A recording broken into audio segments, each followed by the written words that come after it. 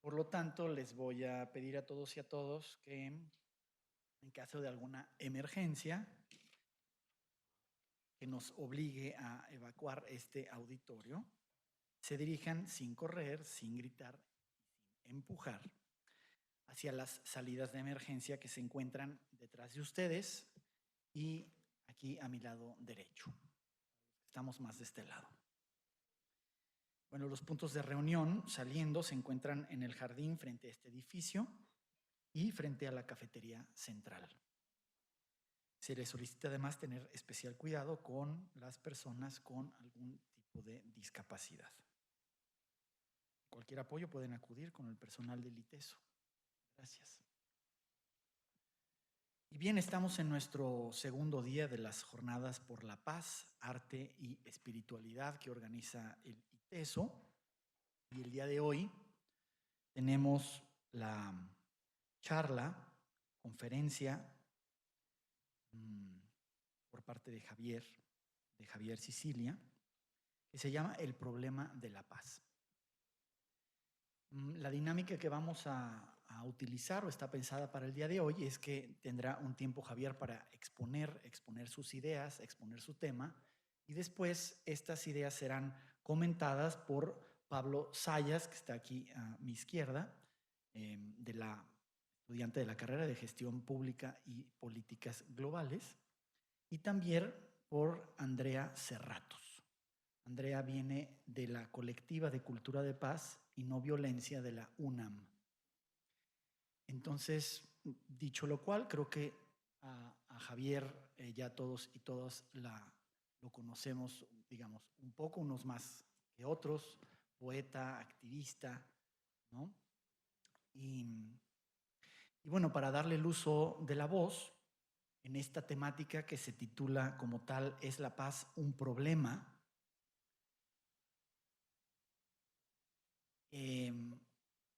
Y si es un problema o no es un problema, o cuál es el problema que la paz ataja, o es un problema o es una oportunidad. Bueno, creo que Javier nos va a explayar todo esto desde sus ideas, desde su propia experiencia también, que creo que es algo lindo de compartir. Y entonces entramos directamente. Gracias.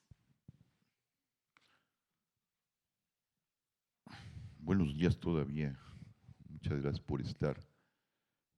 Pues sí, a problematizar el tema de la paz. Muchas de las ideas que voy a exponer, pues no son mías, ¿no? A los poetas Homero les llamaba rapsodas y los rapsodas lo que hacían era surcir, ¿no? Eso quiere decir la rapsodia, surcir cosas y para dar un mosaico, una idea. Y la mayor parte de estas ideas están amparadas en Iván Illich. Iván Illich es filósofo, pues yo lo llamaría de frontera, uno de los pensadores más importantes del siglo XX. Vivió en México, fue muy importante en los años 60 a nivel mundial con el CIDOC en Cuernavaca. Y después decidió salir de la vida pública, cierra el CIDOC y se volvió un filósofo muy particular, un filósofo itinerante. Se reunía en las universidades, no había currícula con él, era muy crítico de la escuela y de la currícula sobre todo, a pensar con sus amigos y como los llamaba sus alumnos, ¿no? Es complejo, él era sacerdote, fue sacerdote, tuvo que enfrentar muy duro al Vaticano en la época del SIDO por sus ideas, por su teología, y nunca se redujo al Estado laical, pero sí llegó a un pacto con Roma diciéndoles, no se metan conmigo, yo no me meto con ustedes y todo en paz, ¿no? Yo quiero seguir pensando, no voy a hablar como teólogo, pero toda su base y su pensamiento histórico, político, filosófico, tiene una base espiritual y teológica, que es donde voy a argumentar, voy a tratar de... Tiene un ensayo, una conferencia que da en Japón, que se llama, más o menos en el año 80, el desacoplamiento de la paz y el desarrollo, ¿no? Una tesis interesante. Y él empieza hablando de que en realidad el concepto de paz es un concepto, él no lo llama, pero voy a usar la palabra muy usada de ahora, un concepto colonial, la paz, ¿no? Y él dice, en realidad, la paz es un rollo muy imperial, la paz que concebimos, ¿no? Ya se ha hablado aquí, hoy tuvieron un encuentro interesante sobre la ausencia de violencia no necesariamente es paz, ¿no? Y él va a abordar por ahí, ¿no? Él habla de paces y empieza diciendo, bueno, pues en nombre de la paz se han cometido las peores barbaries, ¿no? En nombre de la paz, Roma, la Pax Romana, invadía y sometía, en nombre de la paz, se tiraron las bombas atómicas en Hiroshima, ¿no? Nagasaki, en nombre de la paz, se levantaron, nuestra iglesia levantó eh, inquisiciones y hogueras, ¿no? En nombre de la paz se han hecho muchas atrocidades, ¿no? Y él se empezaba a distinguir, a decir, habría que más bien entender que hay muchas formas de la paz y muchas formas de nombrarlas. Y ponía dos ejemplos, ¿no? Ponía justamente un ejemplo de donde proviene nuestra palabra paz, que es el Imperio Romano, frente a un pueblo muy resistente, que era el pueblo hebreo, ¿no? Y entonces dice, cómo la paz es entendida de acuerdo a ideologías y a etos culturales, ¿no? La Pax Romana, de donde viene nuestra paz, es peace, P en francés, Pax en Roma, en latín, paz en el español, todo tiene la misma raíz. Y es una paz que viene del mundo latino, viene del mundo imperial, viene de la Roma. Y cuando el legionario romano tomaba una población y después de los conflictos sometían a la población, llegaban a un sometimiento con acuerdos, volteaba el rostro hacia Roma, aunque estuviera lejos, hacia donde estaba orientado Roma, y hablaba de la paz de Roma, ¿no? La paz del imperio que había llegado a esos territorios que después serían los bárbaros, ¿no? Esos seres que hablan bárbaro es una onomatopeya, ¿no? Que viene de ahí. ¿Quiénes son los bárbaros? Pues esos que no hablan latín, ¿no? Hablan una extraña lengua, ¿no? Que suena a ¿no? Bueno, la paz romana era la paz de etos y del imperio, una paz imperial, una paz dura. En cambio, cuando el patriarca de las tribus o de una de las tribus nombra la paz de las tribus judías, él no voltea hacia ningún lado, ni esgrime las insignias de ningún lado, simplemente abre sus manos, mira al cielo y pide el shalom, la bendición de Dios a la población, a las tribus de Israel. Es otra paz, es otro concepto de paz, ¿no? Y si nos vamos, esto vale mucho la pena, ir sobre todo con nuestros pueblos originarios, cuál es su concepto de paz, cómo nombran la paz, que no es la paz que nosotros entendemos, ¿no? Y él va haciendo un desarrollo muy fino y dice que la consecuencia de la paz romana, nuestra paz, siguió siendo una paz romana, una paz imperial, y que tiene el rostro del desarrollo, ¿no? El desarrollo, el progreso, estas grandes entidades que nos parecen fantásticas, ¿quién cuestiona el progreso? ¿No? ¿No? Y hablamos, siempre nos molesta, cuando hablamos de cosas terribles hablamos del capitalismo, ¿no? Pero el tema del capitalismo es el progreso, es la idea del desarrollo. Si cuando dicen, no, es que los capitalistas, bueno, los marxistas son iguales, ¿eh? No más que lo quieren desde la perspectiva del Estado. Y hay que leer bien a Marx, ¿no? Marx era un economista burgués que quería domesticar el capital, pero la idea del desarrollo estaba en el marxismo y lo podemos seguir durante la Guerra Fría. ¿no? Era una competencia a ver quién desarrollaba y tenía las mejores armas o tenía las mejores formas del desarrollo. Simplemente cambiaba de patrón, ¿no? No eran los capitales, eran los capitales controlados por el Estado, ¿no?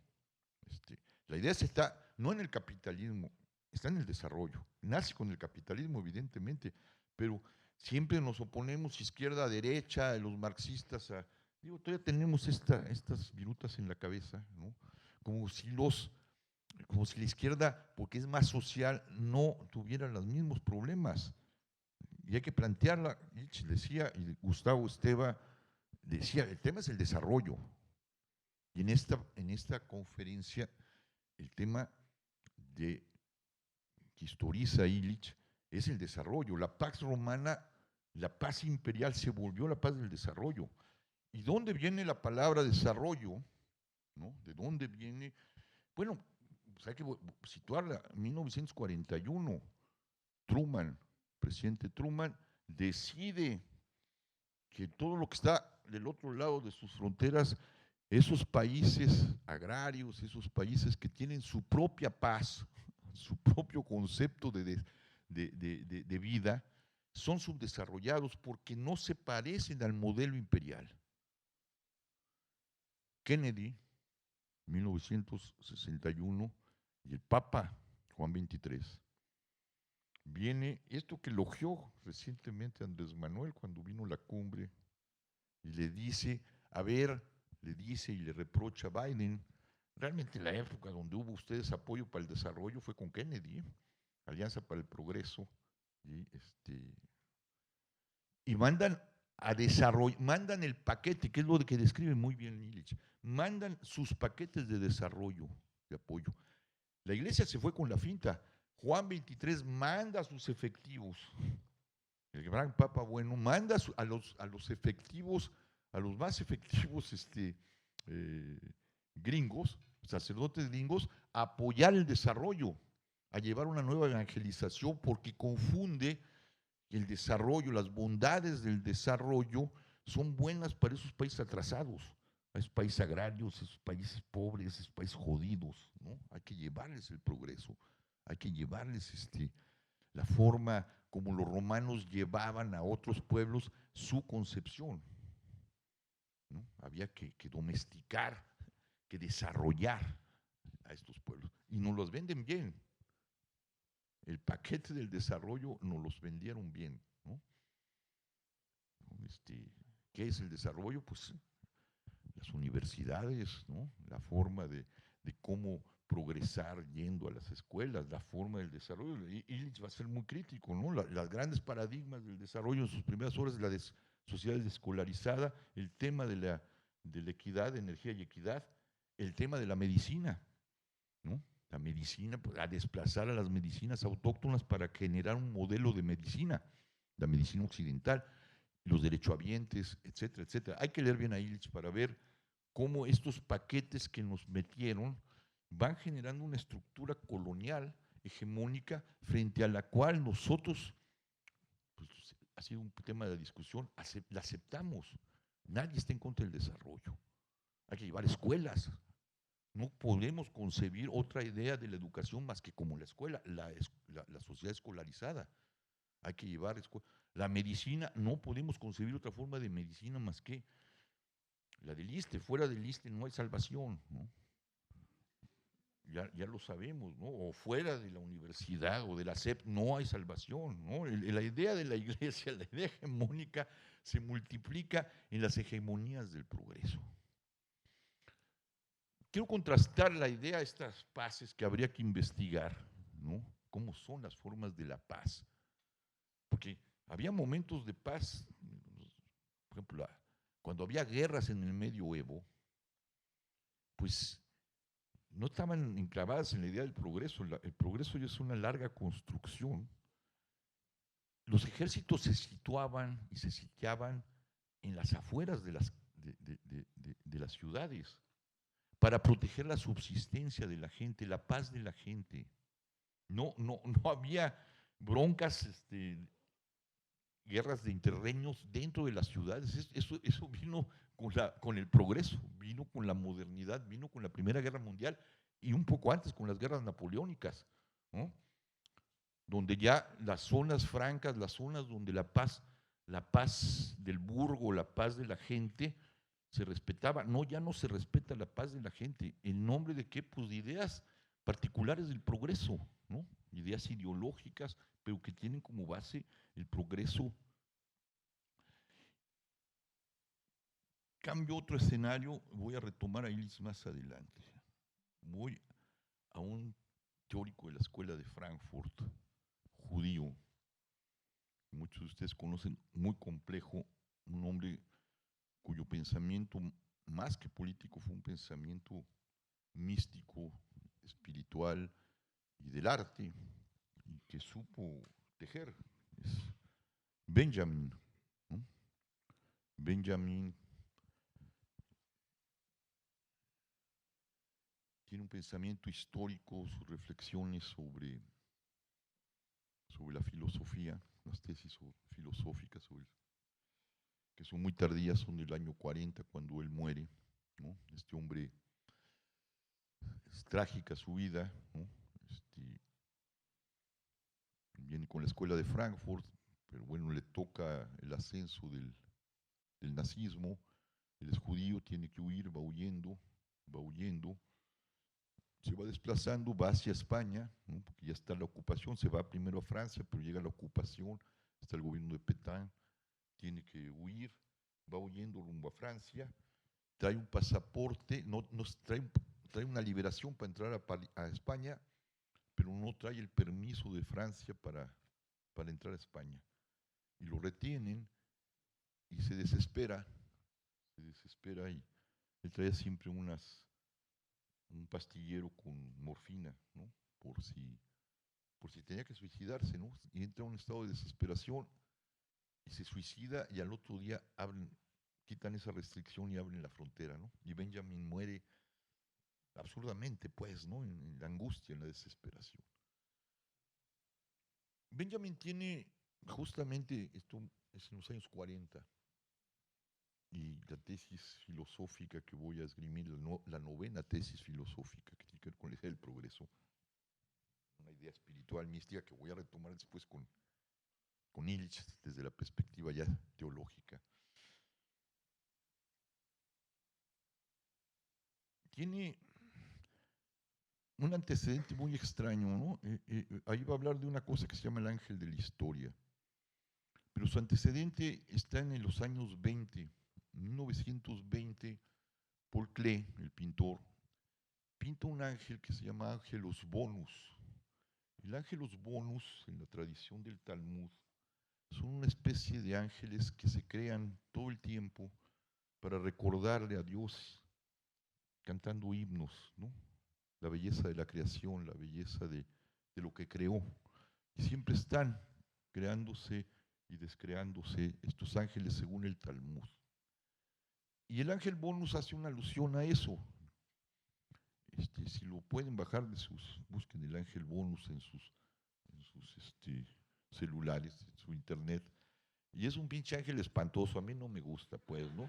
O sea, yo estoy diciendo esto porque ese es el tema del ángel Bonus de Klee, pero el ángel es espantoso, ¿no? Y cuando uno conoce a los, a los ángeles de la Biblia, que son bellos, majestuosos, y como diría Rilke, un contemporáneo de Benjamin, el poeta, son bellos y toda belleza es el comienzo de lo terrible, dice Rilke en su primera elegía de Duino, ¿no?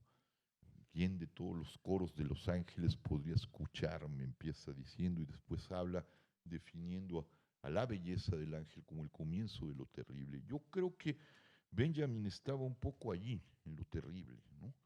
Entonces, en este ángel horroroso, yo no sé qué veía Benjamin, verdaderamente hay una mirada muy mística en Benjamin, porque, bueno, en primer lugar, yo no veo al ángel bonus ángelos bonus de la tradición talmúdica. Ustedes dirán sí lo que corresponde cuando vean la figura de Klee, de este ángel bonus. Pero bueno, Benjamin lo ve y lo adquiere, compra en 1921, compra el Angelus Bonus de Klee y cargó con ese Angelus por todos lados, ¿no? En sus huidas, y pues era una de las cosas que traía junto con algunos libros en su huida a España, ¿no? Después lo recuperan, se lo mandan a Adorno, Adorno lo guarda, lo cuida y se entrega, ahorita está en el Museo de Israel en Jerusalén, ¿no? Ese ángel no solo es una obra de Cleti, está lleno de una mitopoiesis y de una historia por todo lo que lo tocó y lo develó Benjamin, ¿no? Entonces, Benjamin en su novena tesis, que es la tesis sobre la filosofía de la historia, son 9 tesis que justamente las genera, son como casi como aforismos, el año de su suicidio, ¿no? Estaba ya un hombre muy desesperado. Voy a leerla porque es muy chica, hace alusión al Angelus Bonus de Klee, y después lo que él ve en ese Angelus Bonus, que es el ángel de la historia, y que tiene que ver con la idea del progreso, ¿no? Ahorita, yo,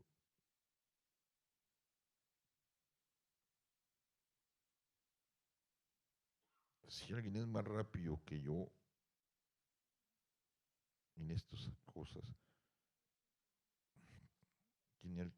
Ah, ya vi, es que lo puse en modo avión, entonces no, para no interrumpirme, ya me interrumpí yo.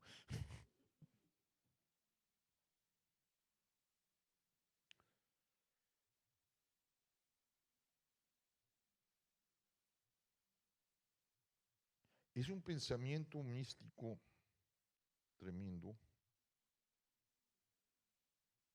Aquí va. No.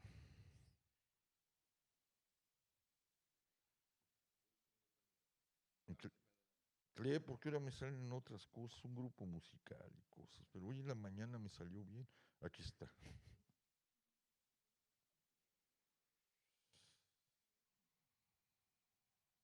Perdón, ¿eh? Ahí está la foto. A ver si la tengo aquí. Qué barbaridad, man, estos aparatos. ¿Alguien puede tener la tesis? ¿La tienes? Es que en la mañana me salió, pero esto hace cosas muy raras.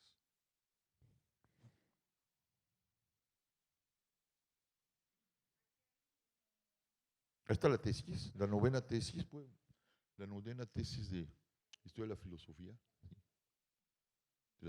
¿Lo tienes? ¿Lo puedes leer? Sí, por favor. Ya que lo tienes. ¿Eh? Ah, Aquí no, está. pero es la novena, ¿eh? Ah, ok. La tesis 9. ¿A la 9? La 9. ¿Y si estoy mal? Empieza diciendo, hay una ¿Hay un pintura. cuarto de Klee? Exactamente. ¿Sí? Esa, Ok. esa. ¿Sí? Eh, Hay un cuadro de Klee que se llama Angelus Novus. En él se representa a un ángel que parece como si estuviese a punto de alejarse de algo que le tiene pasmado. Sus ojos están desmoradamente abiertos, la boca abierta y extendidas las alas. Y este deberá ser el aspecto del ángel de la historia. Ha vuelto el rostro hacia el pasado, donde a nosotros se nos manifiesta una cadena de datos. Él ve una catástrofe única que amontona incansablemente ruina sobre ruina, arrojándolas a sus pies. Bien quisiera él detenerse, despertar a los muertos y recomponer lo despedazado, perdón. Pero desde el paraíso sopla un huracán que se ha enredado en sus alas y que es tan fuerte que el ángel ya no puede cerrarlas. Este huracán la empuja irretendible, perdón, irreteniblemente hacia el futuro al cual da la espalda, mientras que los montones de ruinas crecen ante él hasta el cielo. Ese huracán es lo que nosotros llamamos progreso. bueno, si algunos ya vieron el ángel de Klee, no tiene nada que ver. Ese ángel de Klee se parece más bien a Mario Delgado, mira así, ¿cómo se llama? A nuestro canciller, ¿no? Miran así, ¿no? Sí, pero, Benjamin ve otro ángel, ¿no? Ve un ángel que está mirando hacia el paraíso, ¿no? Y les va dando la espalda. Dice, viene un huracán, lo voy a sintetizar, viene un huracán que viene del paraíso y este ángel que viene botado del paraíso, con las alas desplegadas, mirando el horror, ¿no? Quisiera detenerse y es arrojado hacia el futuro, hacia el progreso. Y lo que va viendo el ángel en el proceso, pues son las catástrofes, ¿no? Y cuando dice lo que nosotros vemos como una cadena de hechos, la historia, el ángel Novus lo que está viendo es la catástrofe, la destrucción, ¿no? Y él quisiera detenerse. Esa frase dice, quisiera retener para recomponer lo que destruye el progreso, lo que destruye la máquina de la historia y salvar a los muertos. Dice dos, tres cosas muy puntuales que tienen que ver con la idea del tikkun. El tikkun es una idea hebrea que está también en el Talmud, que es recomponer, ¿sí? El ángel quiere hacer el tikkun. Y bueno, hay muchas interpretaciones. Es aquellos que tratan de recomponer. Tikkun, ¿cuál es la otra frase? Porque hay una recomposición que tiene que ver del orden de la justicia, Elías. Tikkun olam es la recomposición de la justicia, de aquello que rompimos, de aquello que destruimos, y de aquello que destruye la misma idea del progreso en nombre del bien, en nombre de la paz, ¿no? ¿Qué importan los muertos? ¿Qué importa lo que arrasamos si lo que nos aguarda es un futuro de promisión? ¿Qué importa? Esa es la lógica de la historia. Llámese la que quieras, ¿no? La lógica del progreso. Algo va a mejorar hacia adelante. Y no importan. Son, como diría Calderón cuando hablaba de los asesinatos, son, ¿cómo le llamaba? Daños colaterales, ¿no? Ni modo, se jodieron, pues, pero nos aguarda la paz adelante, nos aguarda la justicia adelante, no importa. Y el ángel dice, no, Benjamin dice, yo veo ese ángel tratando de detenerse para recomponer, para hacer el tikkun. Él tenía una esperanza, pero resultó chafa, trató de hacer el salto místico al salto de la historia. Él creía que una revolución, en el sentido que le entendía Marx, podría abrir el espacio donde el tikkun, donde lo roto se podría recomponer. Y se equivocó, no lo vio, porque su idea es mística, la idea es transhistórica. De hecho, es la idea del paraíso. Es decir, ¿qué huracán, la pregunta, qué huracán genera este proceso del progreso? ¿Qué es la caída? Porque eso, según Benjamin, ese ángel viene del huracán del paraíso roto. ¿Qué hicieron mal desde el principio? ¿Qué hicimos mal desde el principio para estar en este proceso donde vamos generando mal en nombre de un impulso, de un huracán? ¿No? Retomo un poco a ciertas ideas, que es la caída, ¿no? Que es lo que llamaban el pecado original, ¿no? Lanza del Basto, otro místico gandiano, ¿no? Que se forma con Gandhi, católico, tiene una interpretación que viene mucho de San Agustín, es como una vuelta de tuercas del concepto de la caída, del huracán que mira Benjamin desprenderse del fondo del paraíso, ¿no? Y tiene que ver con la caída.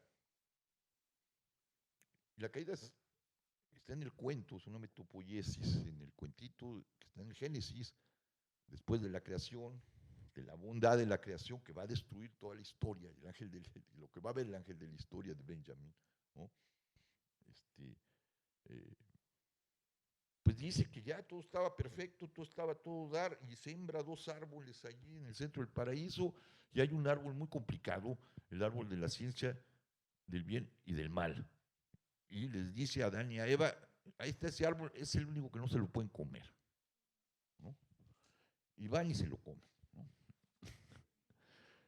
Y entonces Lanza dice, a ver, es como una ecuación de doble incógnita. Es el árbol del conocimiento. El conocimiento, dice Lanza, está hecho para la contemplación, y para que a partir de la contemplación ayudar a la creación misma, ¿no? Que es otro de los mandatos del Génesis de Dios, ¿no? Háganlo florecer, cultiven el jardín. El fruto, ¿qué quiere decir fruto? La primera incógnita es gozo. El conocimiento es una forma del gozo, ¿no? La fricción.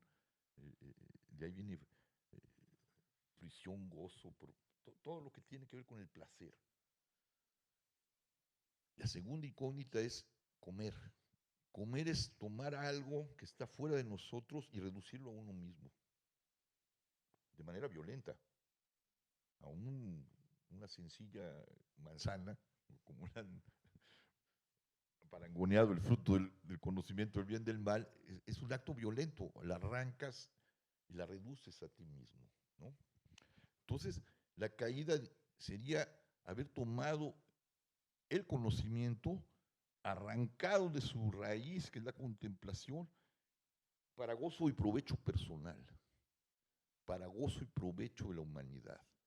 Y en ese momento hay una división, diría Lanza, ¿no? Se abrieron los ojos, son sabedores del bien y del mal, pero esa ruptura es una ruptura extraña, porque, y aquí ven toda la idea del progreso, todo lo que va a ser placentero es bueno, y todo lo que es displacentero es malo. Todo el progreso y toda la lógica humana, diría Lanza, a partir de esta interpretación de la caída, está hecho para aumentar las cargas de placer contra las cargas de displacer.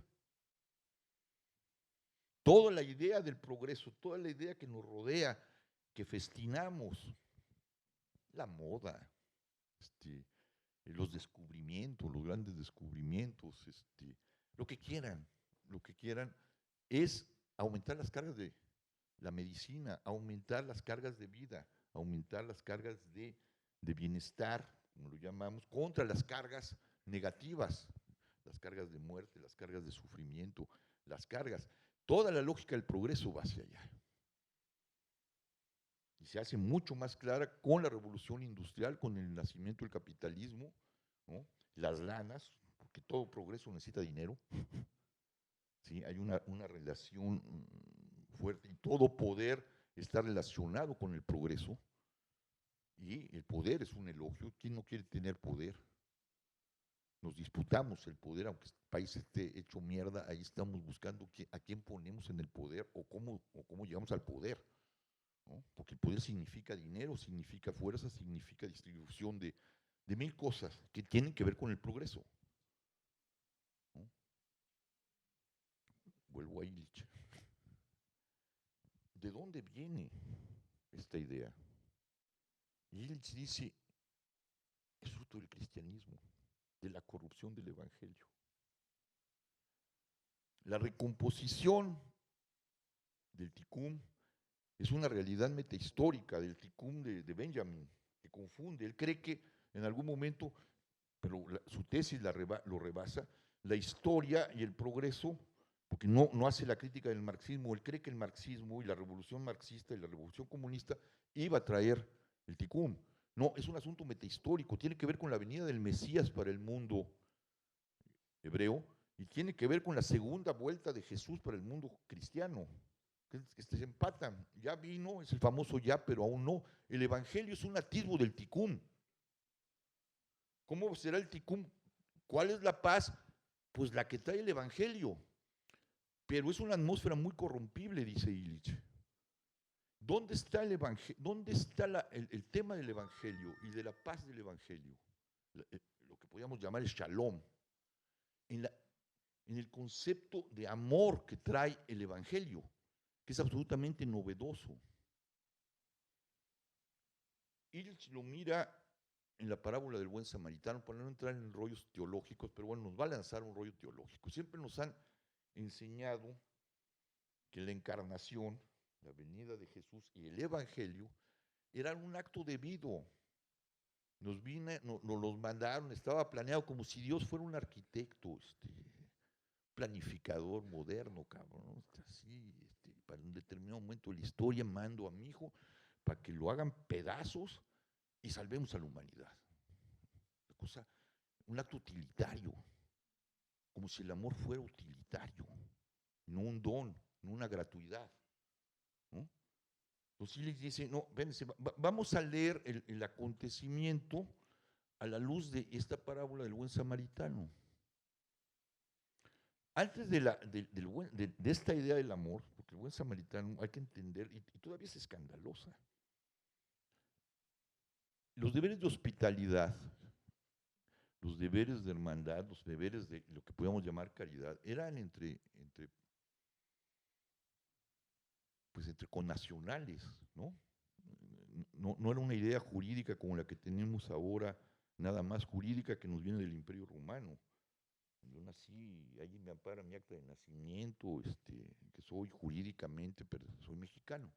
No, ahí era como nacer de una matria, ¿no? Roma era una matria y los hijos de esa matria y hijas de esa matria eran romanos y tenían deberes con los romanos, no con los barbaroi, ¿no? Esos que hablan bárbaro, esos no, esos hay que domesticarlos, ¿no? Son tremendos. Y ahí viene otra vez la idea de la paz romana, ¿no? Los judíos con los judíos, pero no con los samaritanos. Ahí va a estar la parábola. Esos que son herejes, que no creen lo que nosotros, no, son enemigos, eran enemigos de Israel. Los griegos con los griegos, pero no con los genoi. Los extranjeros no. Entonces Jesús da esta parábola y es una respuesta a una pregunta muy concreta. Estoy parafraseando a Illich, ¿no? Una pregunta muy concreta. Jesús viene de decir, está hablando allí, alguien le dice, a ver, ¿dónde está la ley? Dice, pues la ley se resume en amarás a Dios sobre todas las cosas y al prójimo como a ti mismo. Si haces esto, vivirás. Entonces un maestro de la ley dice, a ver, ¿y quién es mi prójimo? No le preguntó cómo debo comportarme con mi prójimo. No, le pidió una cosa muy puntual, ¿quién es mi prójimo? Y cuenta la parábola. La resumo, me imagino que todos la conocen, pero si hay alguien que no la conoce, la resumo. Un judío es herido por unos malhechores y lo dejan medio muerto. Pasan 3 gentes relacionadas con el templo, 3 connacionales que tenían obligaciones con con su prójimo, eran su hermano. Pues no, todos se hacen pendejos y se van. Viene el enemigo, el samaritano, lo ve y ese va en su auxilio. No tenía deberes de ningún tipo, nada lo obligaba. Si lo hubiera rematado a su enemigo, nadie se lo hubiera reprochado. Si lo hubiera abandonado, nadie le hubiera reprochado, nada. No merecía nada en el orden del deber. Era su enemigo, ¿no? De ahí viene, amarás a tus enemigos, ¿no? Si va rastreando la idea del amor en Jesús, es muy complejo. Rompe el marco. ¿Qué es lo que hace que este individuo, este enemigo, vaya en ayuda de su enemigo? Un acto gratuito. Fue interpelado por aquel. Levinas dijo, el totalmente otro me interpela en la mirada del otro. El amor es un acto de gratuidad. La encarnación, diría, leído desde ahí, la encarnación no es un débito. Nada que debe, vino porque quiso, porque nos amaba, porque responde a un llamado de soledad, un llamado de orfandad, pero no porque le debiéramos algo a alguien, o porque el tamaño de la deuda es inmenso que tenían que mandar al hijo. Bueno, Moloch, ¿cómo se llama? El nuestro, ¿cómo se llama? El indígena, No, pues que adoraban los aztecas y por eso sacaban corazones y estas cosas espantosas. Huitzilopochtli, ¿no? Es un dios, ya ves como Huitzilopochtli, ¿no? Había que romper la madre a los hijos, ¿no? Este, bueno, lo que dice él dice, no, el punto de mira no está ahí, ¿eh? El débito no está ahí, el sufrimiento no está ahí, la conquista de la paz no está en el sufrimiento, está en el amor. Está en la ruptura de los órdenes estamentales o de los órdenes. El otro que me interpela. La iglesia hace, y ahí es donde Illich va a empezar a decir, esta sociedad del progreso, este horror que rompe la paz, viene de lo mejor. Utiliza una frase hacia el final que es de San Jerónimo. La corrupción de lo mejor es lo peor. La corrupción de la caridad y de la paz que trae la caridad, que es la creación de una atmósfera común donde todos cabemos. De San Pablo, ya no hay judío ni gentil, ya no hay hombre y mujer, ya no hay amo y esclavo. Somos en la comunidad del amor la misma y nos apoyamos. Es la gran. Bueno, la iglesia, dice, sobre todo la iglesia imperial, lee esto, no, ¿quién es mi prójimo? Es cómo debo comportarme con mi prójimo, y mi prójimo se volvió la abstracción todos. Y es lo que ve Constantino. Digo, si nos quitamos el cuentito de que vio el signo de la cruz, y vemos al político, al hábil político, Constantino está viendo que el imperio se desmorona, pero que la joven cristiandad que está allí tiene algo que no tiene nadie, y donde se cumple, en cierta forma, la parábola del buen samaritano. Tiene genodoquios, como le llaman, casas para extranjeros, tiene casas para viudas, tiene casas para huérfanos, cosa que no tenía el imperio, y eso que eran muy adelantados, porque los introduce el imperio algo que no tienen otros pueblos, que es la adopción. San Pablo es un adoptado del imperio, por eso puede morir dignamente y no crucificado, ¿no? Apela a su condición de judío romanizado. Bueno, los cristianos traían otra cosa a partir de la parábola del buen samaritano. Las casas para estos inmigrantes, que son como los inmigrantes de aquí, como los migrantes de aquí, para esos que llegaban a Roma y Roma no protegía, como el Estado mexicano no protege a los migrantes, o como los migrantes que van para cualquier lado fuera de su país no son protegidos. Los cristianos lo tenían. Entonces Constantino dice, tráiganselos, el edicto de Milán, y pónganlos al lado, estos van a salvar al imperio, tienen un elemento que no tenemos. Y de hecho ese elemento que tienen es las sociedades de servicio modernas, diría Illich. La escuela, todo el paquete del progreso tiene, diría Illich, su origen en la corrupción de la caridad, en que todos nos volvemos prójimos, y para atender a todos los prójimos necesitamos instituciones.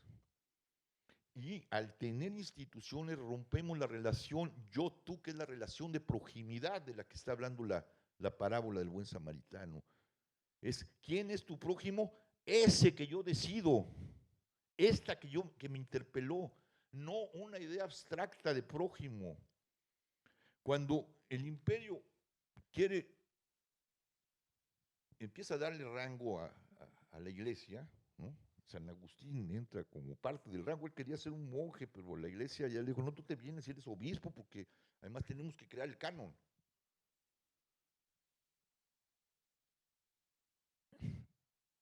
San Jerónimo, creo que San Jerónimo, dice, aguas, si hacen eso, si institucionalizan la caridad, van a evitar algo que nosotros que traímos, que es el distintivo del cristiano, tener un cabo de vela, que todavía lo tienen los monjes, tener un cabo de vela, un lecho y un plato de sopa por si Cristo viene a tocar a tu puerta en la noche. Si un prójimo viene, un cara a cara, uno que nos miramos a los ojos, si ustedes institucionalizan esto, se acaba. Entonces, él les dice, ahí está la corrupción. No, hay una gran bondad en las sociedades de servicio, pero hay también una gran capacidad destructiva. al volvernos todos prójimos y todos iguales, empezamos a tratar un rollo muy colonial. Y se genera, diría Illich, un género de mal que no podía haber nacido en otras sociedades. ¿No? Todos queremos más educación, todos queremos más salud, todos queremos una sociedad amortal, y sin embargo vamos generando una sociedad con cargas de mal y de violencia mucho más terribles de las que pudieron haber en el pasado. Auschwitz, las formas en que se matan en este país son inconcebibles sin el rollo del progreso, sin el rollo del dinero. En nombre del bien, en nombre de la paz que queremos llevarle a todos, y la paz significa bienestar para todos. Cualquier eslogan de gobierno o de partido lo tenemos, ¿no? Bienestar para todos. ¿Y qué es bienestar para todos? Que haya escuelas para todos. Al estilo de la SEP, no al estilo zapatista. No, esos no. No, porque no están regulados. Fuera de la SEP no hay salvación, puedes hacer tu escuela como quieras, pero si no pasas por la SEP, ya te chingaste, ¿no? ¿Sí? Incluso la universidad, bueno, a la universidad sí, pero ¿dónde está la SEP? ¿No? Pues, y ahí viene el problema con la ministra. ¿Para qué le dan el título así? Pero ustedes son los de la SEP, cabrón. ¿No? Entonces son no, son ustedes responsables. El asunto es que el asunto se volvió un asunto de currícula y de sanciones de cuál es la verdadera educación. ¿No? Donde quieras hay controles que son violentos, ¿no? Antes las madres le hablaban a la hija cuando se embarazaba y le contaban los misterios de la maternidad. Ahora agarran los ¿cómo se llaman? Los ginecólogos, agarran a la señora, la enchufan, le meten, mira, ahí está, ese es tu hijo, esa cosa que ves ahí en el... Y tienes que tomar ácido fólico. Antes era la apertura una esperanza, ¿no? Al misterio. Y la madre iba y acompañaba, y las amigas que ya habían tenido hijos acompañaban a la mujer. Los hombres no nos metíamos en ese asunto, menos unos aparatos médicos, ¿no? Las acompañaban. ¿Y qué se esperaba? Una sorpresa, una grata sorpresa, la esperanza de una nueva vida. Ahora es un paquete. Tómate esto. Ya sí está más compleja la cosa en Europa, ¿no? A ver, tiene usted 0.0.7% de que nazca con síndrome de Down, chingado. 0.0.7% que venga con una malformación. Vienen estadísticas de esta naturaleza como si el vientre se hubiera vuelto una caja de montaje, ¿no? Y el niño al que le llaman producto, así la asepsia, ¿no? Pues resulta que pues hay que buscarle la calidad total, ¿no? Viene la manipulación genética, decimos vencimos a los nazis, pura madre, la eugenesia se instaló, nomás que trabajamos ya no con seres con rostro, trabajamos con células, no tienen rostro, ¿no? O con niños que pues no sabemos si, porque pues todo el mundo dice cuándo llegó el alma a un niño, cuándo se puede abortar esa cosa, como si tuviéramos conocimiento del misterio. Bueno, un tema inquietante, sobre todo ahora los derechos de la mujer y todo esto. Pues decidimos que esa cosa, mientras no tiene rostro, se puede manipular o se puede desmontar de la estructura de montaje que se volvió el vientre, ¿no? Para crear un producto llamado niño, que va a ser un ciudadano que va a tener que pasar por un montón de filtros para poder adquirir la condición de ciudadano.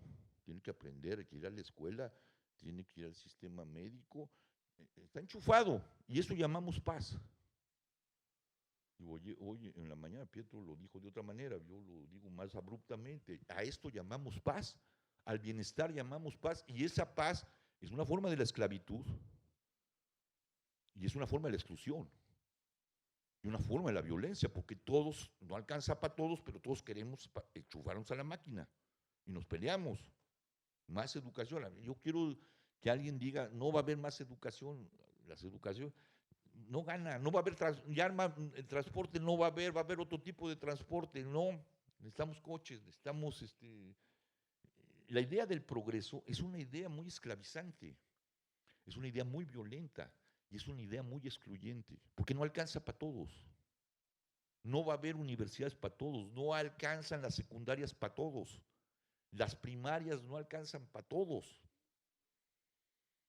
Y uno se pregunta, ¿cómo llegó el ser humano? ¿Cómo produjimos un Platón si no había primarias? O un Sócrates si no había primarias, si nacieron en el siglo XVII con Comenio, con la idea de que podías empaquetar conocimiento para que el niño y la niña supiera todo lo que tenía que saber en la vida. Esa es la idea de la primaria. No había universidad en la época de Sócrates, ¿no? Había una academia y ahí iban y eran tremendos y comían y conversaban y no había currícula, ¿no? La idea de la currícula es una forma del control, una forma de agarrar y decirte, eres un niño, eres un estúpido y cada vez la currícula crece más, ¿no? En mi época uno dejaba de ser un idiota si tenías la prepa. Puta, ahora, ¿no? ¿Sí? Ahora no. Ahora es un idiota si tienes la licenciatura. Todavía eres ya idiota, tienes que tener un doctorado y un postdoctorado. Es decir, la ciudadanía, tu derecho a participar de la vida, lo prolongan, porque ya no hay espacio para uno,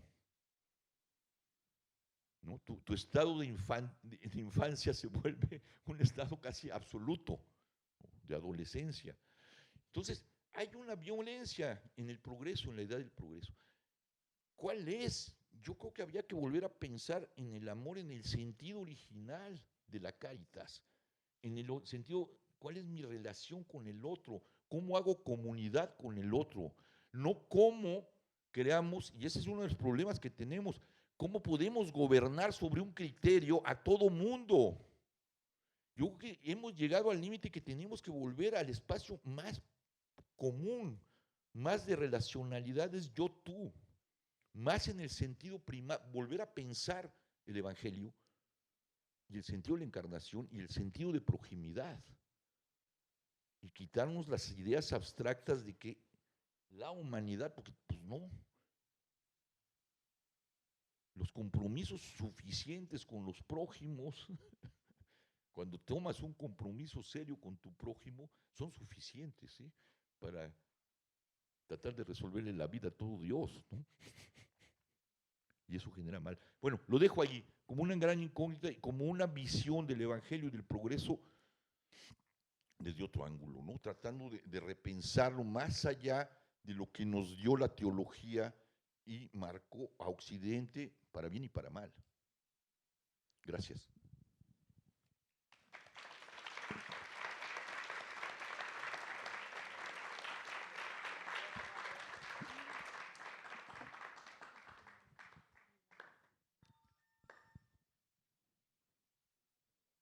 Bueno, sí, sí se oye, perfecto. Bueno, Javier, gracias. Yo creo que bueno, ideas que nos van haciendo pensar, recomponer, ¿no? Bueno, la idea entonces es que quien quiera empezar de los dos comente algunas cosas que surgieron a partir de esto a lo que nos, ¿no? Evoca Javier y bueno, continuamos en la charla y luego abrimos un poco el espacio para los comentarios, las preguntas, el diálogo, ¿no? En fin, gracias.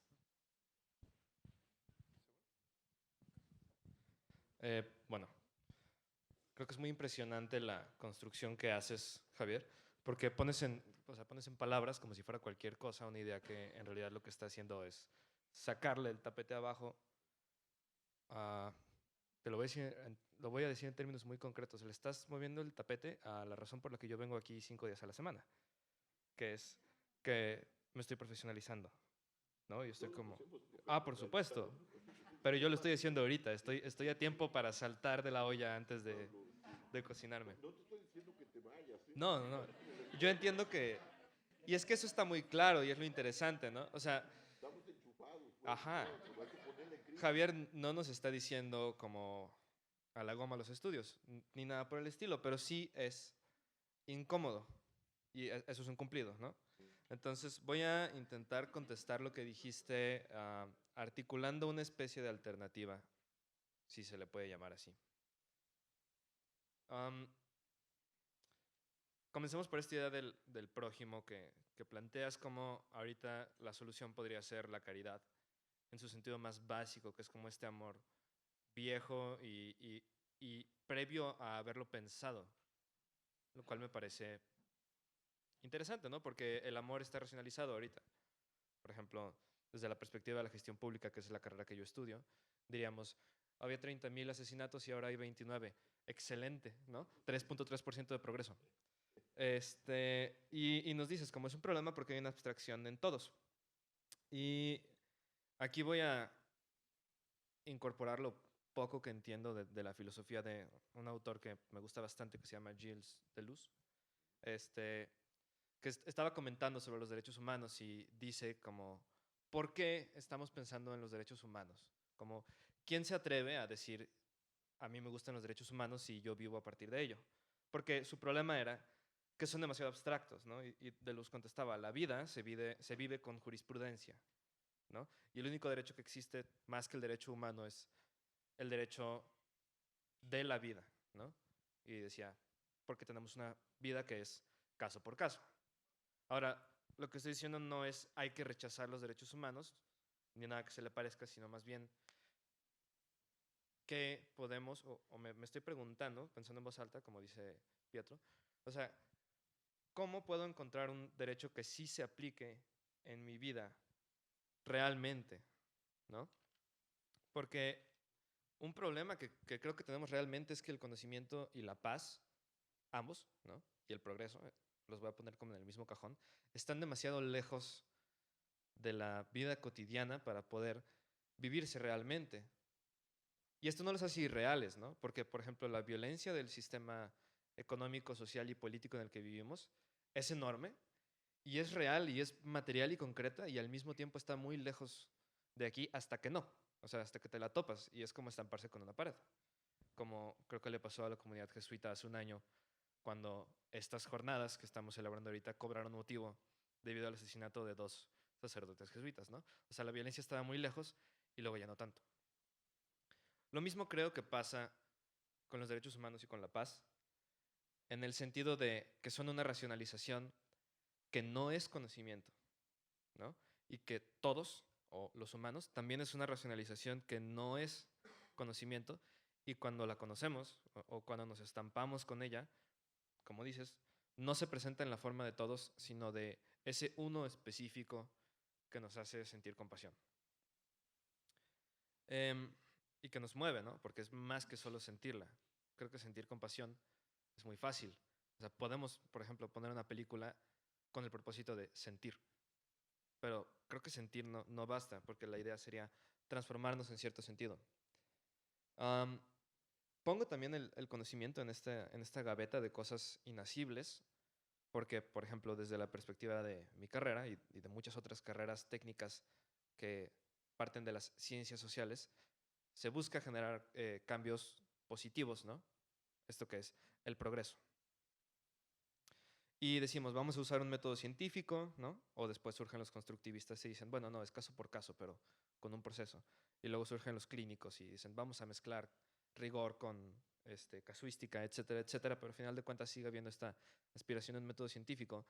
Y pienso un poco, sin que esto represente que me estoy rindiendo a no hacer nada, que es como muy soberbio de nuestra parte querer hacer un método científico para construir la paz, ¿no?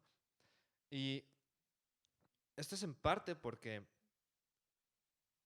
creo que el método científico y el progreso y la sociedad y la ley, o sea, todas estas cosas a las que estoy haciendo referencia, lo que buscan es todos juntos poder llegar a hacer algo, ¿no? Son como un intento de coordinación.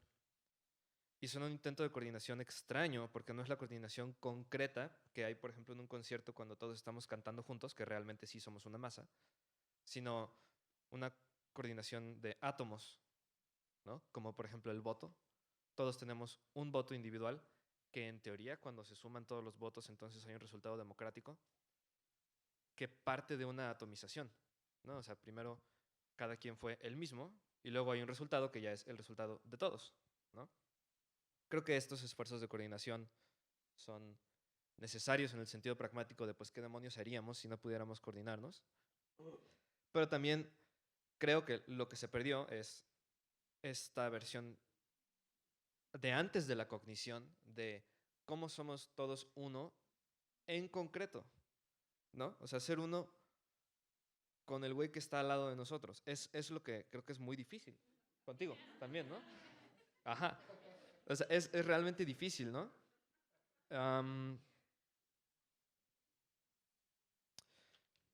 Y lo voy a dejar en esto, como recuperando un poco lo que planteaba de Luz, ¿no? Él no le gusta la idea de que la historia es una línea, ¿no? O no le gusta la idea de que, por ejemplo, las cosas deben ser con referencia a un modelo. Está siendo como un poquito antiplatónico, diciendo, bueno, ¿por qué no, en vez de preguntarte qué eres, te preguntas qué puedes hacer, ¿no? No te compares, sino más bien explora las posibilidades nuevas de cada cosa. Y el progreso se puede, o más bien la universalidad, la idea de la humanidad, son sinónimos, ¿no? Universalidad y humanidad, los voy a tomar así, pueden verse en dos direcciones distintas. Creo que Occidente, en muchos sentidos, dice como esto es el humano, ¿no? Este círculo perfecto que está aquí, y vamos a agarrar las cosas y las vamos a meter en este circulito, que es pues lo que pasa con el progreso cuando exportamos el modelo democrático y económico que había en Europa y en el mundo angloparlante a otros países. Entonces tú dices, ¿cómo, o sea, qué te pasa? ¿Por qué estás intentando meter a un pueblo indígena adentro de este circulito, ¿no? O deja tú un pueblo indígena, ¿no? O sea, ¿por qué estás intentando meter una sociedad que iba en otra dirección en este círculo que tú dibujaste? Y creo que si nosotros entendemos la universalidad como la aceptación de toda la diferencia, que es lo que hasta donde entiendo Deleuze estaba intentando hacer, en vez de un circulito en el que metemos las cosas, estaríamos intentando hacer crecer el círculo. Y esto es lo que a mí me deja tu reflexión sobre la parábola del buen samaritano, porque fue concretamente expandir el círculo, ¿no? Un samaritano decidió aplicar la ley que planteaba Jesús, que era el Mesías de otro pueblo, con alguien que no era su connacional. Ayer en tu charla en la biblioteca, y hoy también, fue planteada esta idea como de cómo le hacemos para que la sociedad deje de considerar que las personas vulnerables y que han sido rechazadas por el sistema, ¿no? Los que viven en condiciones abyectas, dejen de ser criminalizados. Y a mí eso realmente me pone a pensar, porque antes que negar la necesidad pragmática de dejar de criminalizar a las personas que han sido rechazadas por el sistema, yo creo que, o sea, me parece como más necesario y más intuitivo decir, ¿y con qué derecho preguntamos si sí es un criminal o no? En el sentido de, usando la alegoría cristiana, la justicia de la crucifixión no depende de que las personas que estaban siendo crucificadas hayan sido inocentes o no, sino del horror de la cruz como tal, ¿no? Ayer tú decías como, ¿cuál es el mensaje de la cruz? Decir que no. No, gracias, no quiero una crucifixión. Aquí lo mismo, ¿no? O sea, ¿por qué estamos pensando, cómo le demuestro al Congreso de, decía Pietro, Cuernavaca, que los niños que venden dulces en la calle no son criminales y entonces no hay que quitarles su trabajo? Pues es que, y con todo respeto, ¿no? Pero sí pienso, esa no es la pregunta, ¿no? O sea, ¿a quién le importa si son criminales o no, o si son incómodos, o si le mientan la madre a las personas, cuando el problema es que estás dejando a un niño en la calle, ¿no? Entonces creo que la universalidad debería ir del centro hacia afuera y expandirse realmente, en vez de intentar ajustar a las personas al molde. Y pues es como la respuesta que se me ocurre a tu planteamiento.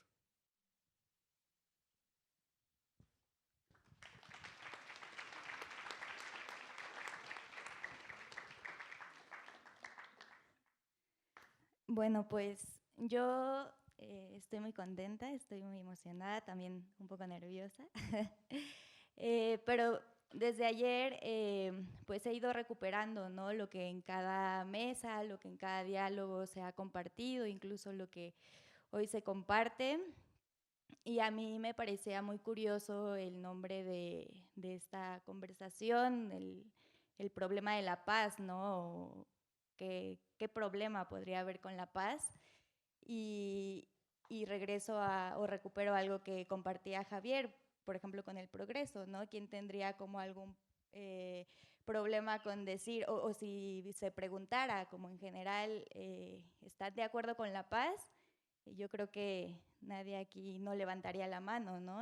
O sea, todos estamos como de acuerdo con la paz, pero también recupero como mucho este antecedente que también Javier dio como una buena profundidad de dónde vienen, o sea, creo que esa sería como la primera pregunta, de dónde vienen nuestras nociones de paz. Y ayer también lo mencionaban con Gandhi, ¿no? Cuando él buscaba una palabra que unificara a todo el mundo, a toda la sociedad, y que al final su resolución fue la verdad, porque ni siquiera en la paz encontró esa unificación, ¿no? Porque cada quien tenemos nociones, conceptualizaciones, epistemes de qué entendemos por paz. Y eso, recupero como al núcleo o como a este antecedente histórico que viene de Occidente, ¿no? Que es la Pax Romana y lo que en algún momento se puede ver como su antagónico, que es Irene, que viene como justo de Grecia, pero si lo vemos desde una como profundidad, al final los dos no estaban tan peleados, porque era como ver a cada quien, desde los griegos, los romanos, a una sociedad como hermética, ¿no? En donde la otredad no cabía o no la necesitaban, incluso como decir, nosotros somos los griegos, los romanos y nadie entra a nuestra comunidad. Y mientras no haya conflicto y mientras no haya el otro, vamos a estar en paz. Y que mucho es también lo que recupera Galtung cuando habla de la paz negativa, ¿no? De esta paz militarizada. Entonces, creo que hay que empezar, o sea, creo que justo uno de los problemas es empezar a revisar cómo entendemos cada quien, cada uno de nosotros, la paz. Y también me recuerda mucho a una pregunta que hacían ayer, ¿no? Cómo empezamos a integrar este eje de la paz a las instituciones educativas, ¿no? Y pues todo lo que conlleva o todos los conceptos que navegan alrededor de la paz, como la justicia, la memoria, la verdad. Y creo que más allá de integrarlo como a un currículum, que regresamos, ¿no? La necesidad o la importancia que se le da al currículum, pues más bien empezar por las prácticas, que es algo que pues también se ha colocado, también Pietro lo mencionó, ¿no? O sea, sí, muy bonito, muy importante hablar de la paz, pero ¿qué estoy haciendo por construirlo en mis espacios más cercanos, ¿no? A veces también queremos, hace rato también hablaban como de los voluntariados, que también me parece como un trabajo como muy importante para estas asociaciones y organizaciones y demás que se agencian como estas responsabilidades que no ha tenido como el Estado la capacidad de abordar, pero también a veces hay que empezar por nuestras relaciones más cercanas, ¿no? Y yo hablo como muy desde mi posición, que ahora estoy como muy cercana a temas de educación para la paz, y esto, ¿no? También se habla de qué es la educación para la paz, y se habla como de teorías, y que no se habla de paz, sino de paces, pero en las metodologías a lo mejor se siguen reproduciendo estos sistemas verticales o estos sistemas de poder, ¿no? Donde el que se para al frente es el que sabe y los demás son los que se van a iluminar, ¿no? Con el conocimiento. Y creo que empezar por esa horizontalidad en donde caben todas las voces, donde caben todos los mundos, pues es importante empezar ahí por reconocer los diferentes conocimientos que cada quien puede aportar, y por eso me encantan como estos espacios en donde desde diferentes disciplinas, pero también desde diferentes experiencias se comparte y se puede ampliar como esas formas y comprender qué otras formas de construir paz existen. También creo que para el construir paz, pues a veces suena muy complejo, ¿no? O sea, siempre es la pregunta de ¿cómo le hacemos? Creo que es algo que como estudiantes es ok, estoy teniendo la teoría y sé que algo está mal en la sociedad, pero siempre el ruido de, bueno, ¿y cómo le hago? Y creo que ahí es donde yo daría como una cabida al arte, que es también algo que se mencionaba en la mesa pasada, que si bien a lo mejor el arte no transforma como las estructuras de fondo, pero siempre es un camino que llega como a tocar, ¿no? Y a sensibilizar aún más y decir, bueno, sí, quiero realmente hacer algo. Y pues, por ejemplo, agradezco mucho esta tesis que se compartió, o sea, como muy ilustrativa, que también me parecía muy poético, pero que también nos mueve y nos hace decir, bueno, sí es cierto, ¿no? Pero y nuevamente la pregunta, entonces, ¿qué hago? Y pues bueno, creo que... también no quería dejar pasar como algunas ideas que había notado. Me gustaría también regresar ayer la exposición de Juana, donde justo nos compartía, ¿no? Los diferentes tipos de paz, desde donde podemos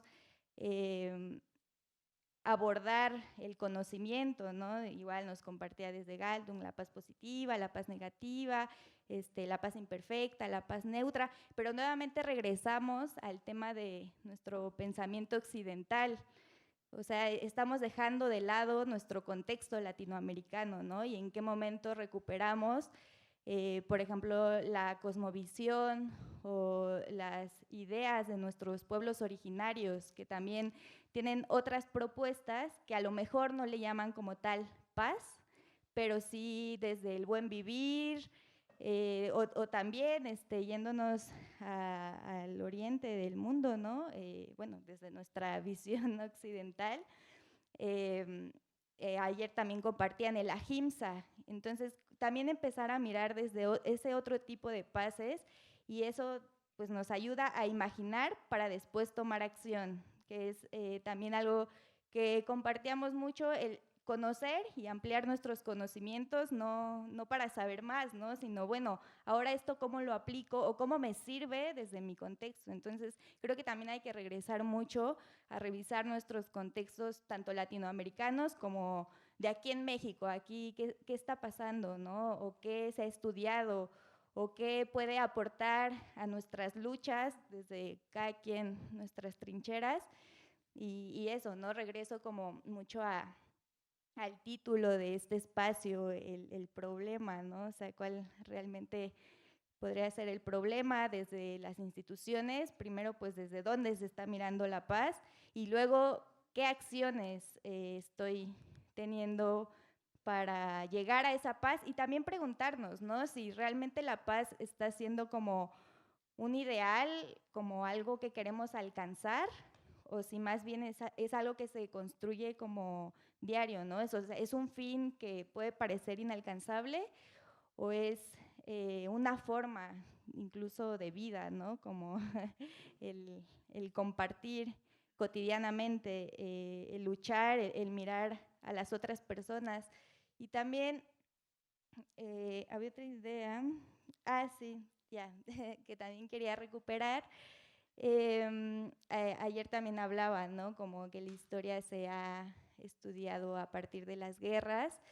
Y bueno, sin meterme como profundamente a ese tema, más bien yo me preguntaría, bueno, entre guerra y guerra, de las guerras que se estudian en el mundo, podríamos hacernos la pregunta, ¿había paz en la sociedad? O sea, mientras no había ese conflicto armado, ¿realmente creemos que había paz? Entonces, nuevamente, ¿no? Desde dónde construimos y desde dónde miramos el quehacer y nuestros quehaceres de lucha hacia la paz, por la paz y desde la paz.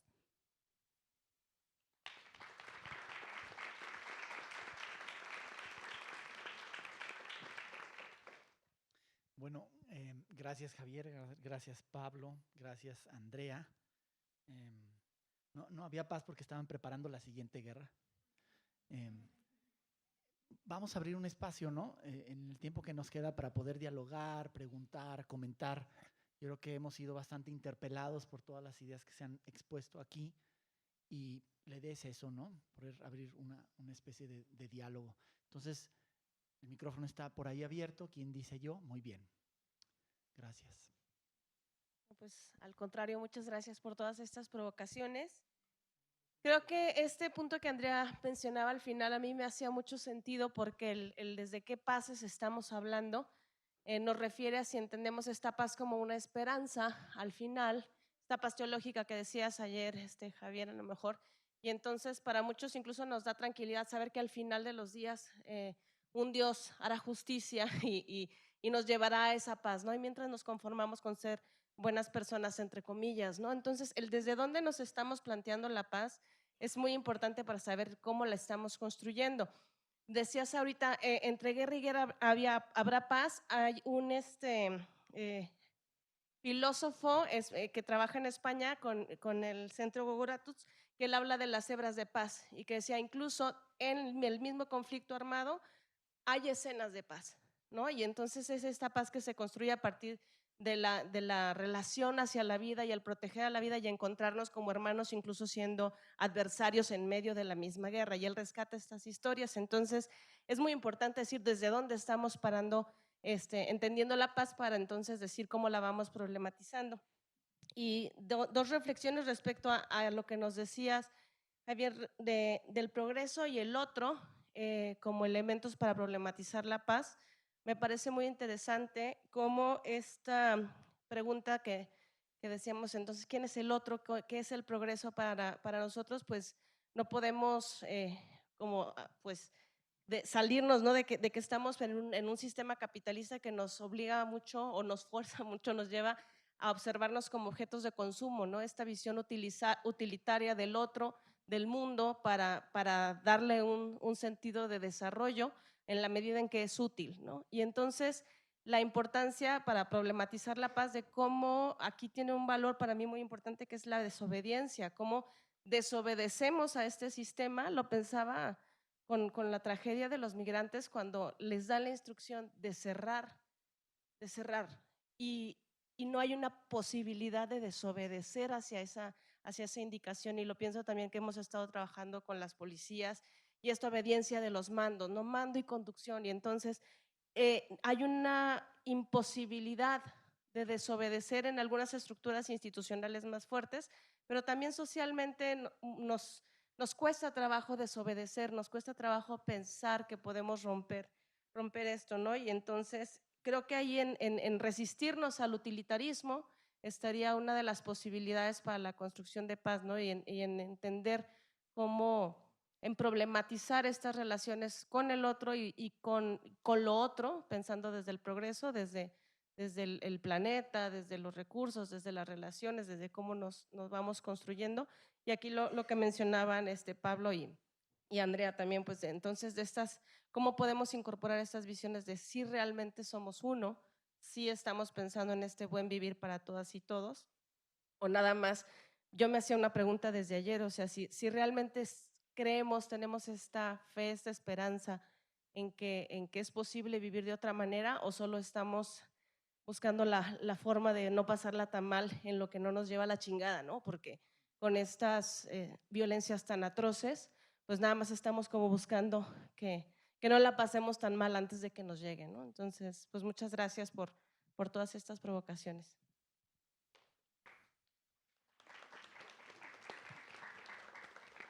Gracias.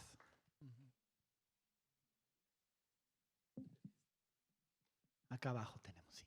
¿Tu nombre? Hola, hola.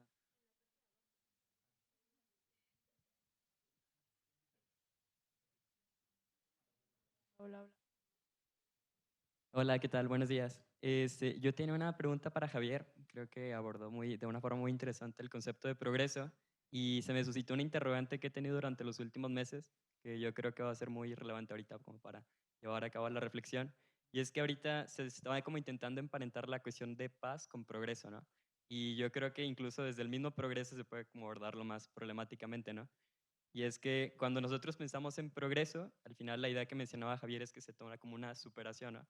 Una mirada siempre hacia el futuro, pero una de las alternativas, un horizonte distinto para mirar el progreso es siempre, desde la mística cristiana específicamente, como una reconciliación. Y la reconciliación sería una mirada una mirada crítica al presente, pero desde un modelo que es el modelo del hombre auténtico, que es Jesús.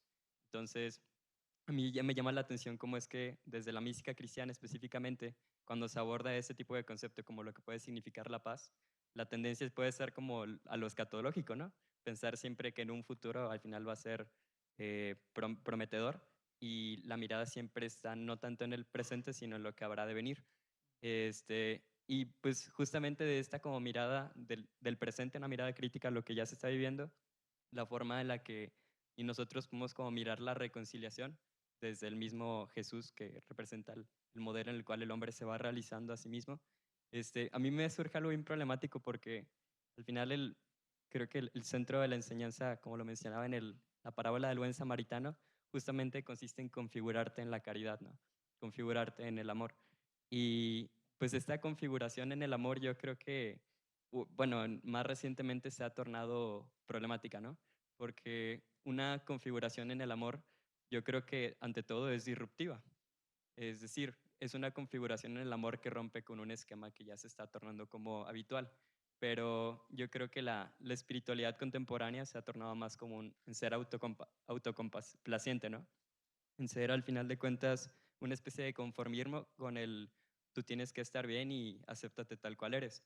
Pero yo creo que de fondo al final la idea de configurarte en el amor es romper con los esquemas que ya se van como perpetuando.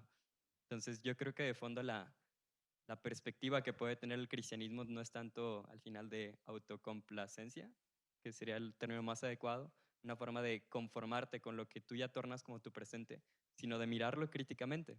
Y esta forma de mirar críticamente el presente yo creo que al final es una forma de amar y es una forma de reconocer de qué al modo puedo como repetir patrones de odio o patrones de amor. Y es donde al final pondría la mirada crítica. Y pues la pregunta para Javier era justamente con este elemento, ¿no? Porque justamente la enseñanza bíblica del cristianismo es renuncia a ti mismo, toma tu cruz y sígueme. Entonces es un ejercicio que renuncies, que tome su cruz y que me siga, ¿no? Y en ese seguimiento hay un acto de configuración, un acto de decisión. Entonces, hoy en día la espiritualidad se ha tornado más como en el querer aceptarte, querer decir que no hay tanto compromiso, sino simplemente el querer hacerlo y evitar como las condiciones sociales y culturales a las cuales estás sujeto. Y yo creo que el tomar tu cruz es justamente reconocer el plano social y el lugar que tiene la persona en él. Entonces, pues más que nada era eso, ¿no? Esta pregunta sobre cómo desde la espiritualidad cristiana o desde la mística cristiana se podría responder a este problema de la reconciliación, porque yo creo que el construir paz tiene que ver justamente sobre cómo somos capaces de examinar nuestras actitudes. Y así. Gracias. ¿Sí? ¿Quieres? No, creo que él mismo dio la respuesta. Sí, sí, ¿no? Está buena la pregunta, pero no, efectivamente, ¿no? ¿Sí? Ok. Bien. Entonces, gracias. Te escucha? escuchamos por allá. No sé si se escucha. ¿No? Vamos a cambiar micrófono y luego lo pasamos para acá. ¿Nos repites tu nombre? Ricardo. Gracias. Ricardo. Creo que ahí ya se me escucha, sí. Bueno, no sé qué voy a decir al final porque tengo muchas emociones y pensamientos revueltos, pero creo que al final del día quiero retomar una idea que ya mencionaba Andrea como la parte del buen vivir, ¿no? Creo que la reflexión en la que yo me quedo es justo esta parte que ya lo mencionaba también la compañera, la forma en la que planteamos la paz y desde qué trincheras avanzamos hacia una paz, ¿no? O sea, creo que yo me quedo con una parte importante que tú dices sobre hay que hablar sobre desarrollo porque al final es la paz que nos han impuesto o la visión que nos han impuesto, ¿no? Entonces, a mí me parece que algo que justamente no sé, o al menos no alcancé a escuchar, porque también ando trabajando, hay un problema de ética al hablar de paz, ¿no? Hay un problema como creo que sumamente grave de la ética moderna que se ha ido como transfigurando como de maneras muy horrendas. Y creo que hablar de ética nos habla como incluso más profundo de solo hablar de desarrollo, ¿no? Entonces, justo la reflexión a la que quiero llegar y preguntarte, Javier, es ¿en qué conceptos éticos, teológicos, que ya mencionaba mi compañero hace un momento, ¿no?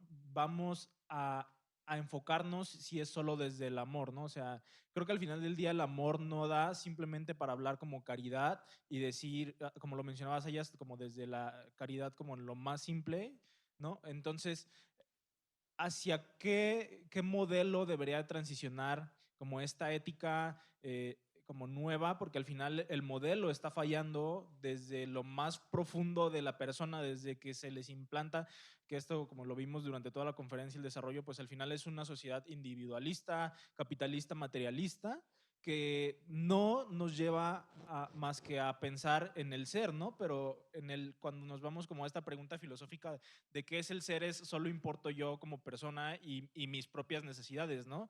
Entonces, ¿qué hay de las necesidades de las otras personas? ¿Qué hay de justo no solo necesidades de las personas y de los seres, sino de todo nuestro entorno, ¿no? Porque al final del día también es importante el concepto que mencionaba, por ejemplo, Andrea, como de las comunidades indígenas, ¿no? El concepto del buen vivir no solo es en las personas, sino el concepto del buen vivir es con el entorno, con cómo nos relacionamos con la naturaleza, con los otros seres vivos, y entonces ahí cómo se incorpora la paz con estos espacios, ¿no? Porque no podemos vivir en paz si al final del día no tenemos un entorno en el que nos desarrollamos, no tenemos un entorno en el que puedo simplemente, no sé, lo pondría como de la forma más banal, pero tirarme al pasto y sentirme en paz, ¿no? Porque al final del día, si una persona no tiene paz, pues al final del día, con esa simple persona basta para decir que no hay paz en el mundo, ¿no? Diría en ese sentido como de la paz, como muy personal, pues, pero que al final del día, pues no va a ser solo una persona. Entonces, ahí es como la interrogante y la reflexión a la que dejo, ¿no? ¿Cómo se integran estos modelos también éticos y del entorno para generar un modelo de desarrollo o un modelo de paz que nos lleve a contemplar todo esto, ¿no? Y bueno, eso es básicamente la pregunta. Bien, gracias. Y bueno, tocas un tema complejo, interesante, que es el suelo, ¿no? Si no hay un buen suelo, la ética no funciona, ¿no? Si un suelo que está basado en la competencia, está basado en todas las ideas del progreso, ¿no? Competitividad, cómo nos educan, ¿no? Con modelos bien específicos de paquetes, de lo que es no una buena vida, o cómo le llaman, un buen vivir, sino otra forma de, no sé cómo definirlo, ¿no? Ese suelo no es propicio para que la ética funcione, es un suelo sin límites, es un suelo donde todos son dispositivos y herramientas utilitarias, ¿no? Y lo más claro, pues es como la violencia que estamos viviendo con los seres humanos, ¿no? Entre nosotros, ¿no? Son gente que se puede secuestrar, la podemos utilizar, ¿no? El crimen organizado lo utiliza, ¿no? Utiliza lo que tienen las otras personas para chantajearla, bueno, todo el modelo está expresado ahí. El suelo que tenemos es ese. Ahí podemos tener las mejores ideas sobre la paz, podemos tener las mejores ideas sobre lo que sea, pero nunca va a encontrar el lugar donde aterrizar. Yo cuando pienso en esto, pienso en un suelo, pienso en un monasterio, en un buen monasterio, ¿no? El suelo monástico es un suelo con límites, ordenado, ¿no? Para sostener ¿qué? Pues 3 virtudes, ¿no? No voy a entrar en la discusión de las virtudes, pues son 3 virtudes en el mundo, ¿no? La pobreza, el trabajo con las manos, ¿no? La castidad, ¿no? Y tomemos como la virtud de la castidad, ¿no? Independientemente nos vamos a discutir si es una virtud buena o no es una virtud. es una virtud en el monasterio, ¿no? Que permite y está reglamentada. El monasterio está sostenido ahí. Las horas litúrgicas, la oración, las horas que se trabaja en común, el trabajo con las manos, el hora elabora de San Benito, ¿no? Tú agarras a la mejor monja o al mejor monje, voy a hablar de la castidad porque es más evidente, o la pobreza, y mételos en el centro de una orgía. El suelo es la orgía, ¿no? Es decir, tú podrás traer toda y habrás pasado una buena parte de tu vida sosteniéndote en la caridad. En el momento en que entras al suelo de la orgía, se acabó, ¿no? Podrás heroicamente mantenerte impoluto corporalmente, pero aquí en la cabeza ya no, ¿no? O mételos, al más pobre, mételos en el centro de un mundo competitivo donde si no te metes a los chingadazos, pues, tu destino es la muerte. No hay sostenimiento. Yo creo que la idea, ¿cómo construimos ese suelo? Se hablaba del humus ayer. Tenemos que criticar este suelo, y el suelo es la lógica del progreso, ¿no? Habría que volver a pensar la lógica del progreso. ¿Dónde están sus límites? Hay algo tremendo. Hannah Arendt, y después a que se le conoce menos es a Anders, a su primer marido, que le da una vuelta de tuercas a la banalidad del mal, ¿no?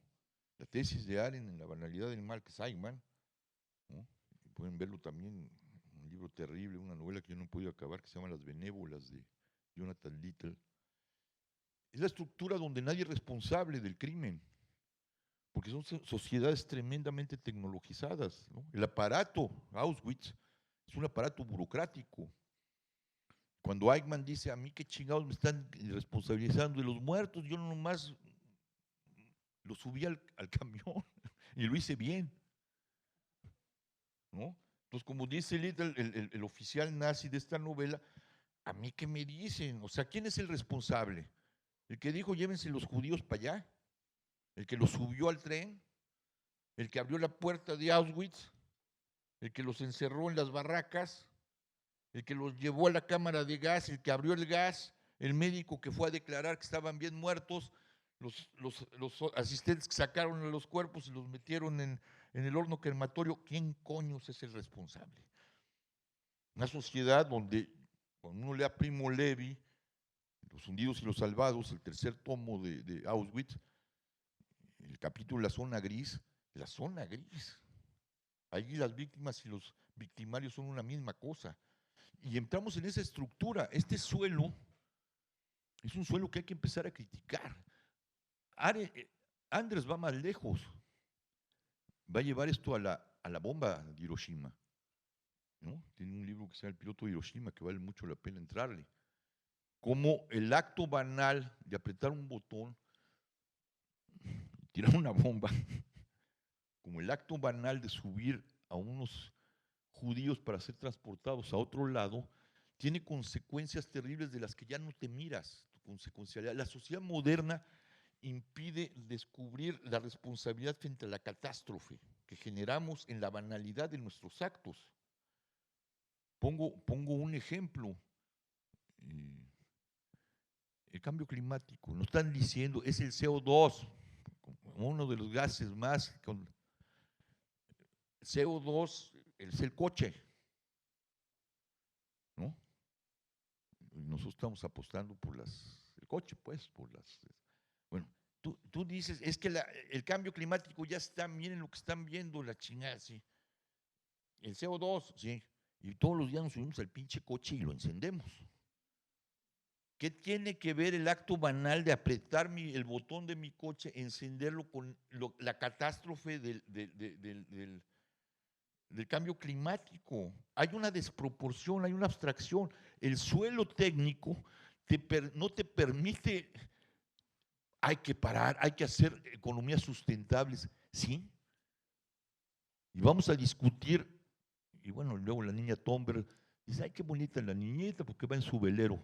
Está mandando un símbolo importante, porque van a discutir el cambio climático y todos se trepan a un avión, ¿no? Para ir a casa de la chingada, destruyendo el medio ambiente para ir a discutir sobre temas sustentables.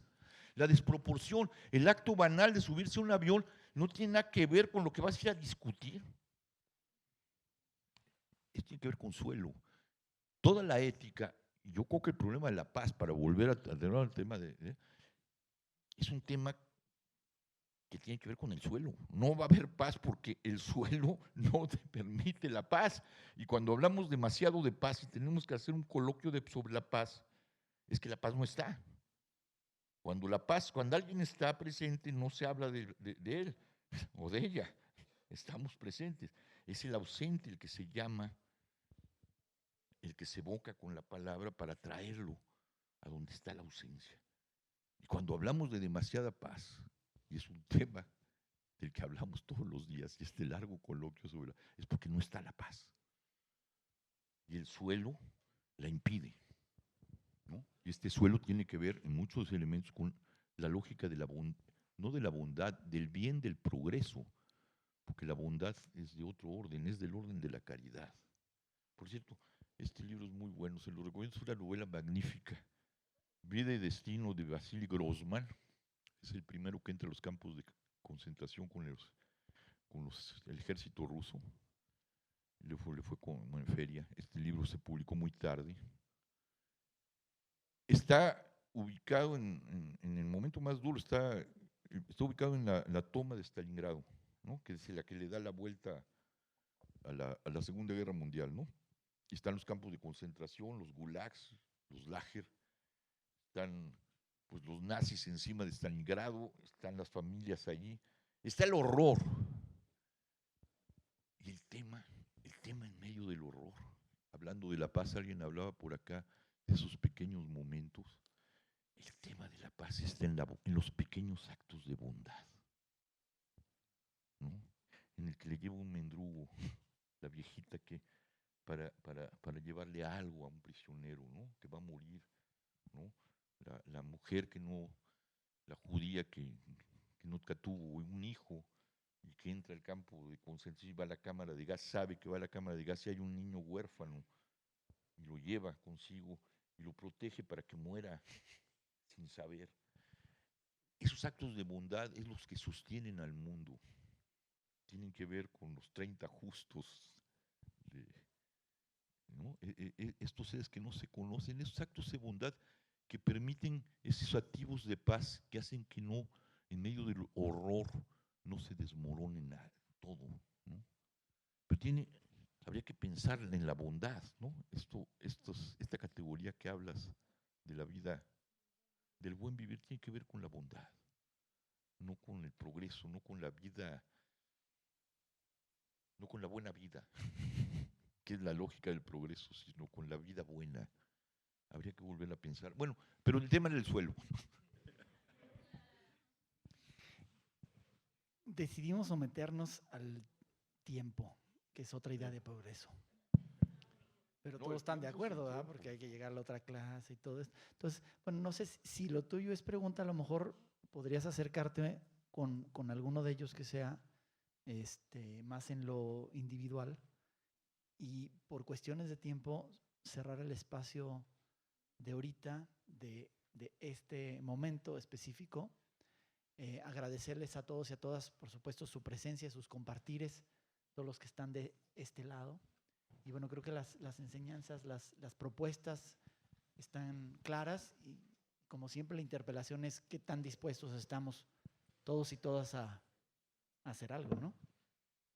Bueno, pues muchas gracias, pasen buena tarde, seguimos.